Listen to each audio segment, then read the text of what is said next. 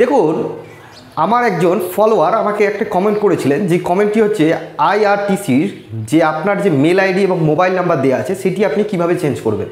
তো আজকের ভিডিওর টপিক কিন্তু সেটাই। তো কিভাবে চেঞ্জ করবেন দেখার জন্য আমার এই ভিডিওটি পুরোটাই দেখুন এবং প্রসেসটি সেভ করে নিন।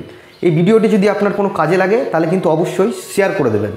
তো প্রথমে আপনার ফোন থেকে আইআরসিটিসি এই যে অ্যাপটি রয়েছে এই অ্যাপটি আপনারা ওপেন করে নেবেন। ওপেন করে নেওয়ার পরে প্রোফাইলটি লগ ইন করে নেবেন।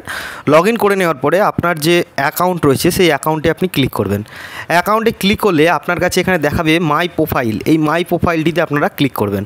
মাই প্রোফাইলটি ক্লিক করলে আপনাদের কাছে কিন্তু আপনার পুরো ডিটেলস কিন্তু এখানে শো করবে।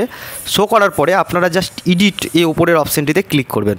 এডিট অপশানে ক্লিক করলে আপনার এখানটুকুনে যে মেল আইডি আছে এই মেল আইডিটি ব্যাক করে আপনার যে মেল আইডিটি রয়েছে, আমি ধরে নেন এখানে আমার মেল আইডিটি ব্যাক করে নিলাম।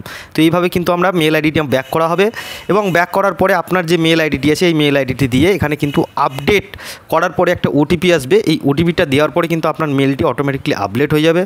এছাড়াও আপনার যে মোবাইল নাম্বারটি রয়েছে সেই মোবাইল নাম্বারটাও কিন্তু আপনি এখান থেকে আপডেট করতে পারবেন। কিভাবে? এখানে আপনি আপনার ফোন নাম্বারটি দিলেন, দেওয়ার পরে আপডেট করবেন। আপডেট করার পরে আপনার ফোনে কিন্তু একটা ওটিপি যাবে। সেই ওটিপিটা দিলে কিন্তু আপনার মোবাইল নাম্বারটিও আপডেট হয়ে যাবে।